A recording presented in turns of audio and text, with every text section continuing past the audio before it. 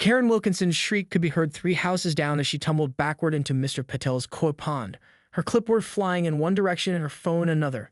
One moment she had been measuring the distance from the pond to the property line, a clear violation of the Sunnyside Estates HOA bylaws, Section 12, Paragraph 4, and the next, she was sitting waist-deep in water, surrounded by darting orange and white fish worth more than her monthly mortgage payment. "My Prada," she gasped, looking down at her now-soaked designer outfit. "Mr. Patel, you'll be hearing from the board about this death trap."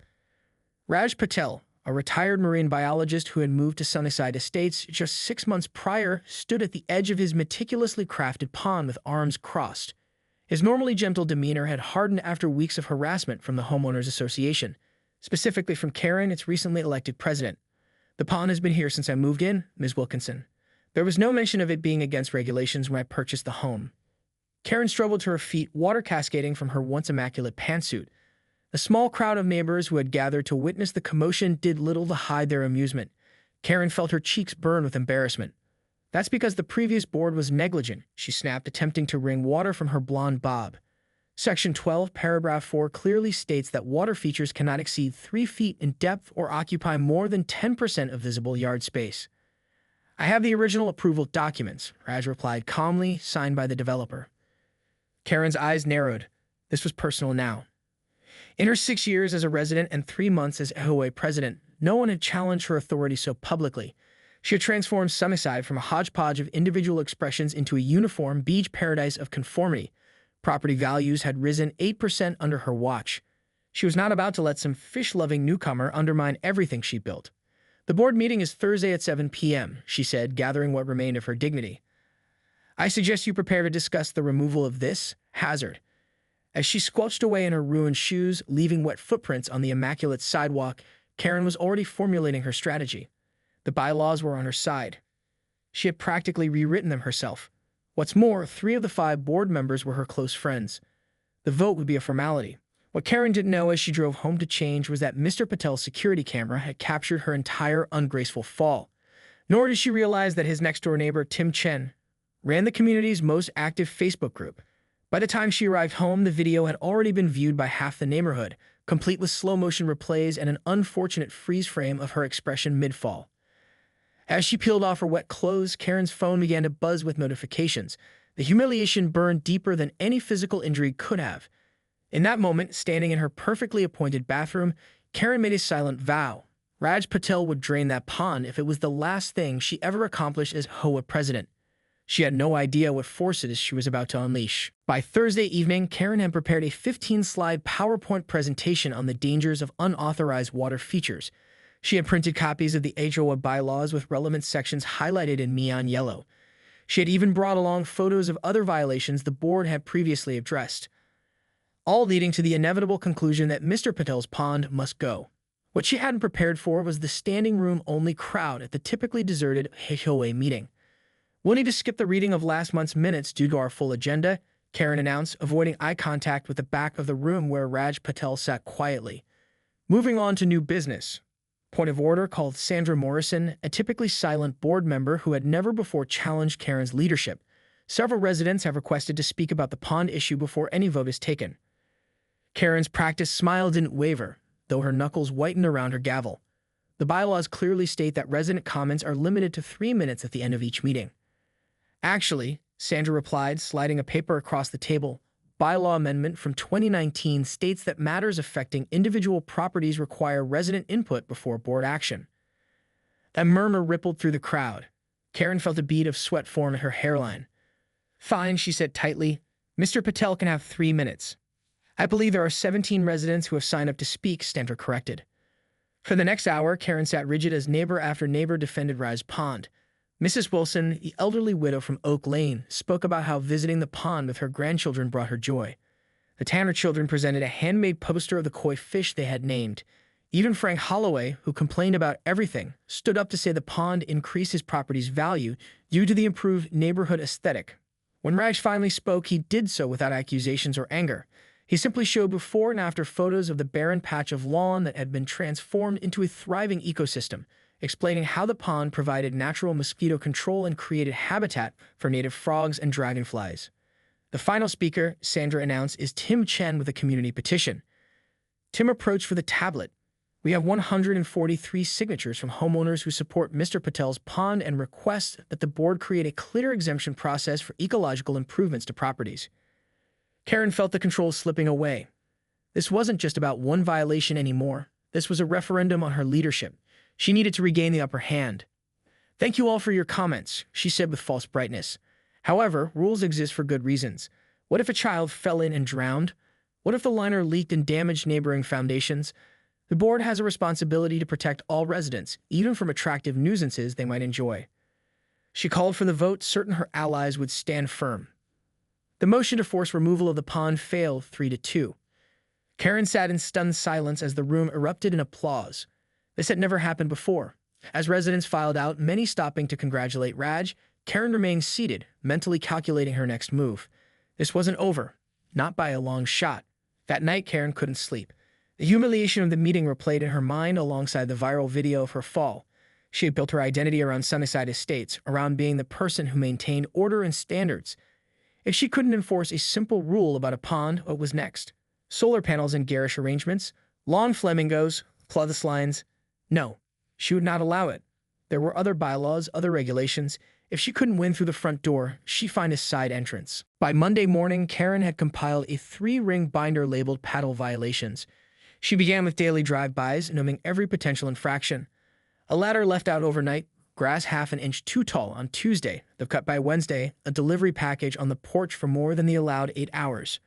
Her husband, Richard, watched with growing concern as Karen's morning coffee was replaced by surveillance routes, her evening book club abandoned for bylaw research.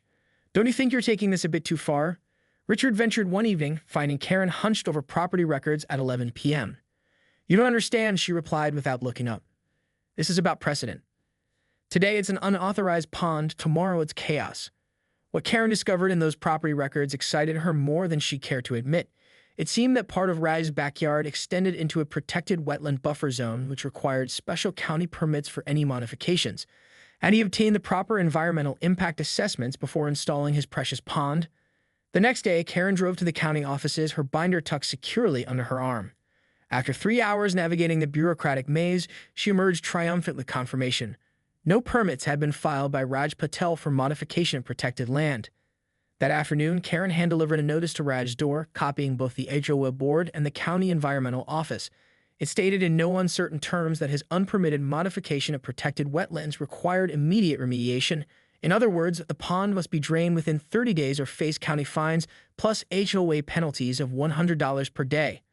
"I've got him now," Karen whispered to herself as she walked away, imagining the satisfied feeling she'd have watching those exotic fish being removed and the natural order of her community restored. What Karen didn't expect was the invitation that arrived the following day. It was printed on heavy cardstock, embossed with gold lettering. The Sunnyside Estates Community Foundation cordially invites you to the grand opening of the Patel Ecological Education Center. Karen stared at the invitation, confusion giving way to suspicion. What game was Raj playing? The invitation continued. In partnership with county environmental authorities and the State University Biology Department, Mr. Raj Patel has established a certified wildlife habitat and educational center, offering guided tours and ecological workshops for residents and school groups. She immediately called the county office to confirm this was some sort of fraud, only to learn that not only had Raj filed for and received expedited permits, but the county was providing partial funding through their environmental education grant program. "But that's impossible," Karen sputtered. "I was just there yesterday. There were no permits." "Yes, Ms. Wilkinson," the county clerk replied with audible annoyance, "and shortly after your visit, Mr. Patel arrived with complete documentation that had apparently been misplaced in our system. The department had fast-tracked the approval given the educational opportunities presented." Karen hung up, her hands shaking with rage. How had he outmaneuvered her so quickly? As if to answer her unspoken question, her phone pinged with a neighborhood-wide email from Sandra Morrison, announcing her new position as liaison between the HOA and the Paddle Ecological Education Center. The betrayal stung, but Karen wasn't finished. If Raj Patel wanted to turn his backyard into a public attraction, she'd make sure he regretted it. There were noise ordinances, parking restrictions, limits on commercial activity in residential zones. She flipped to a fresh page in her binder and began to write. 2 weeks later, Karen stood at the edge of her perfectly manicured lawn, watching with growing horror as a steady stream of visitors made their way down Magnolia Lane toward Raj's house. Adults, children, even a school bus from the elementary school, all headed to what was quickly becoming Sunnyside Estate's most popular attraction. She had tried everything. Complaints about parking were dismissed when Raj arranged a shuttle service from the community center. Noise complaints fell flat when sound measurements showed the gentle burble of water features was well below ordinance limits.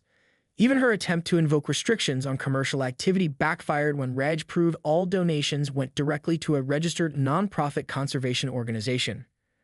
Karen now found herself in an unfamiliar position, powerless. "You should go see it," Richard suggested one evening, setting a plate of untouched dinner beside her as she glared out the window. "Know your enemy and all that." "I'm not giving him the satisfaction," Karen snapped. But curiosity, that insidious force, began to gnaw at her. What exactly had Raj created that commanded such attention? The following morning, after the school groups had departed and the lane was momentarily quiet, Karen found herself walking toward Raj's property, wearing large sunglasses and a hat pulled low over her face. A small, tasteful sign directed visitors around the side of the house. Karen followed the stone path, noting with reluctant appreciation how seamlessly it blended with the landscaping. As she rounded the corner, she stopped short, her breath catching in her throat. The pond she had tried so desperately to destroy had been transformed into something extraordinary. Terrace pools connected by small waterfalls created a living tapestry across the yard. Glass viewing panels allowed visitors to see beneath the water's surface, where fish in impossible colors drifted through miniature underwater landscapes. Informational plaques explained the role of each plant and creature in the ecosystem. In one corner, children gathered around a touch pool where they could gently interact with native aquatic species, while a young woman, was that Professor Liu from the State University, explained their life cycles. Nearby, an elderly man whom Karen recognized as Dr. Thompson, a retired environmental engineer, demonstrated water filtration techniques to a group of interested adults. "Welcome to our little sanctuary," came a voice beside her. "I believe this is your first visit?" Karen turned to find Raj standing next to her, offering a laminated visitor's guide. There was no triumph in his expression, no gloating, only a genuine welcome that made her rehearsed indignation stick in her throat. Yes," she managed, accepting the guide. "The blue section explains our water conservation system," Raj continued as if she were any visitor. "We collect rainwater from the roof to maintain water levels. The entire system uses less water annually than the lawn sprinklers it replaced." Karen followed as he led her through the garden, explaining each feature with evident passion. Despite herself, she found the tension in her shoulders easing as they walked. When Raj showed her a batch of tadpoles that had naturally appeared in one of the pools, she couldn't suppress a smile at their tiny, wriggling bodies. "Why go to all this trouble?" she finally asked. "You could have just fought me through the HOA." Raj considered her question carefully. "When I was a boy in Mumbai, my grandfather kept a small fountain in his courtyard. It attracted birds, insects, even the occasional frog. He taught me that water is life. It draws creatures together, humans included." He gestured to the children, excitedly pointing at a dragonfly. "Look at their faces. That's why." For the first time in weeks, Karen was speechless. The invitation to join the Ecological Center's advisory board arrived on a Tuesday, addressed specifically to Karen Wilkinson, HOA president. Karen stared at it for a long while, emotions warring within her. Pride insisted she throw it away. Curiosity urged her to accept. "I'm only going to see what they're planning," she told Richard as she dressed for the meeting that evening, applying her lipstick with precision. "Someone needs to ensure they don't take advantage of the community's goodwill." Richard merely smiled, knowing better than to comment. The advisory board, consisting of Raj, Sandra, Professor Liu, Dr. Thompson, and 3 other residents, welcomed Karen with unexpected warmth. Instead of the adversarial atmosphere she had anticipated, she found herself drawn into detailed discussions about expanding educational programs, coordinating with local schools, and managing visitor flow to minimize neighborhood disruption. By the meeting's end, Karen had volunteered to create a scheduling system for group visits and draft guidelines to ensure parking didn't impact residents. She told herself it was damage control, nothing more. But something shifted in Karen during the weeks that followed. Each visit to the Ecological Center revealed new wonders. Monarch butterflies laying eggs on milkweed planted specifically for them, native frogs returning to the area for the first time in decades, children who normally stared at screens all day now eagerly identifying different fish species. One afternoon, as Karen updated the visitor logbook, a little girl approached the desk, clutching a drawing of a particularly magnificent orange and black koi. "Is this for the art contest?" Karen asked, referencing the center's recent initiative to engage young visitors. The girl shook her head. "It's for you, Miss Karen. Daddy says you're the fish protector now." Karen accepted the drawing, throat suddenly tight. "The fish protector?" "Aha. You make sure nobody breaks the rules and hurts the fishies." As the girl skipped away, Karen stared at the colorful drawing. Is that how people saw her now? Not as the rigid enforcer of arbitrary rules, but as a protector of something valuable. That evening, Karen arrived late to the monthly HOA meeting, her arms full of proposals. The board watched in astonishment as she outlined a new green initiative for Sunnyside Estates, revised guidelines for water features that emphasize environmental benefits, a community garden program, workshops on sustainable landscaping. These changes would directly contradict bylaws you yourself helped write, pointed out George Miller, her most loyal supporter on the board. Sometimes rules need to evolve, Karen replied, surprising even herself with the words. Our property values have actually increased since the ecological center opened. 3 real estate listings specifically mentioned proximity to it as a selling point. The vote to adopt the new guidelines passed 4-1 with only George opposed. As residents applauded, Karen caught Raz's eye across the room. He nodded slightly, acknowledgement passing between former adversaries. Later that week, standing barefoot at the edge of the koi pond, something the old Karen would never have considered, she watched dragonflies dance across the water's surface. I've been thinking, Raj said, joining her with 2 glasses of iced tea, about expanding the butterfly garden next spring. We could use someone with your attention to detail to oversee the project. Karen accepted the tea, considering. I might know someone, she said, a smile playing at the corners of her mouth. She had spent years defining herself by what she prevented, by the rules she enforced. Now, watching children learn and neighbors connect over something beautiful, she wondered what else she might help create instead. 6 months after her fateful fall into the koi pond, Karen found herself standing before the Sunnyside Estates Community Board, not as its president, but as an applicant. She had resigned her position 3 weeks earlier to focus on her new role as educational director for what was now officially called the Sunnyside Ecological Preserve, a designation that had been featured in the regional newspaper. The proposed expansion would include lots 27 and 28, currently undeveloped green space, Karen explained, pointing to areas on a large map. This would create a wildlife corridor connecting to the county nature preserve and allow for additional habitats. From the audience, Raj watched with undisguised pride. The transformation in Karen over the past months had been remarkable. Her organizational skills and attention to detail, once directed at hunting down violations, now made her an exceptional advocate for conservation. Where she had once measured grass height with a ruler, she now tracked monarch butterfly migration patterns with the same precision. George Miller, who had replaced Karen as HOA president, leaned forward with a scowl. This proposal would remove valuable real estate from potential development. The HOA has been planning to sell those lots to fund the new community center. We calculated the economic impact, Karen countered, sliding a document across the table. Ecological tourism has increased home values by an average of 12% in comparable communities. The preserve has already generated grant funding that exceeds what you get from selling those lots. The meeting stretched for hours as arguments for preservation battled against development plans. Karen recognized her old tactics being used against her. Rules cited selectively, procedures suddenly important when convenient. She caught herself smiling at the irony. The vote ended in a tie, with George casting the deciding vote against the expansion. I'm sorry, Karen, he said, not sounding sorry at all. The community's financial interests must come first. As the crowd dispersed, Karen felt a momentary flash of her old rage, the desire to fight and win at all costs. But when Wright approached, his expression calm despite the defeat, she took a deep breath. This isn't over, she said. We just need a new approach. The following weeks tested Karen's newfound patience as she and Raj worked to build community support for the expansion. They organized nature walks to show residents the land that would be lost to development. They created financial models demonstrating long-term economic benefits of preservation versus one-time construction profits. Karen even found herself knocking on doors, including those of residents she had once cited for violations, asking for support. When the news broke that the development company interested in the lots was owned by George's brother-in-law, Karen's first instinct was to pounce on the conflict of interest. Instead, she invited George to coffee. I'm not here to threaten or expose you, she said as he fidgeted nervously across from her. I'm here to understand what the community center means to you. George's defensiveness slowly gave way as Karen really listened, to his vision for a space where aging residents could gather, where activities could happen year-round regardless of weather.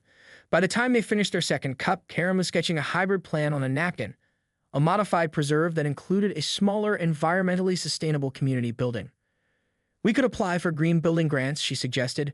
Make it a showcase project alongside the preserve. George studied the drawing, his resistance visibly softening. The board would never approve changing course now. They might, Karen replied, if the right person presented I. The grand opening of the Sunnyside Community Preserve and Center drew visitors from 3 counties. Television crews captured footage of children releasing butterflies into the new meadow habitat, while seniors gathered on the center's solar-powered veranda overlooking the expanded wetlands. Karen, dressed in practical boots rather than the designer heels she'd once favored, directed volunteers with clipboard efficiency. The past year had changed her in ways she was still discovering. Her hair had grown out from its precision bob to softer waves, often pulled back in a ponytail for fieldwork. The designer suits had been replaced by comfortable outdoor clothing, though she still insisted on coordinating colors. Some habits die hard. "Excuse me, are you Karen Wilkinson?" asked a woman in a crisp business suit, looking somewhat out of place among the casually dressed crowd. "I'm Diane Torres from the National Community Development Association. We're considering your preserve for our annual Excellence in Community Planning Award." Karen blinked in surprise. "Fats, I'm honored, but this was hardly my project alone." "Not what I've heard," Diane replied with a smile. "From what everyone tells me, this entire preserve exists because you fell into a pond and then fell in love with ecosystem conservation." "That's a rather simplified version," Karen said, feeling her cheeks warm. "The best stories usually are. Would you mind showing me around? We're particularly interested in how you navigated the community politics to achieve this outcome." As Karen led Diane through the preserve, she found herself recounting the journey, her initial opposition, the gradual transformation, the final compromise that had unified the community. At the butterfly garden, they paused to watch a child point excitedly at a monarch resting on a flower. "That's my granddaughter," said a familiar voice. Karen turned to see Mrs. Wilson approaching with a warm smile. "Before this place, she never put down her tablet. Now she's keeping a butterfly journal and teaching me the Latin names." Similar encounters occurred throughout the tour. The Tanner children proudly showed off the tadpole monitoring station they helped design. Even Frank Holloway gruffly acknowledged that the preserve's boardwalk made his daily walks easier on his arthritic knees. As they approached the original koi pond where everything had begun, Karen spotted Rod deep in conversation with George Miller. The 2 men, once on opposite sides of every issue, are now collaborating on a grant proposal for expanding the educational programs. "It seems you created something quite remarkable here," Diane observed, "not just environmentally, but socially." Karen considered this as she watched the diverse crowd enjoying the space. Seniors chatting on benches, teenagers volunteering as guides, families picnicking on the lawn. "I spent years trying to control this community to make it conform to rules I thought were important," she admitted. "I never considered that bringing people together might be more valuable than keeping them in line." At the official ribbon-cutting ceremony, Karen stood slightly apart from the podium, content to let George and Raj handle the speeches.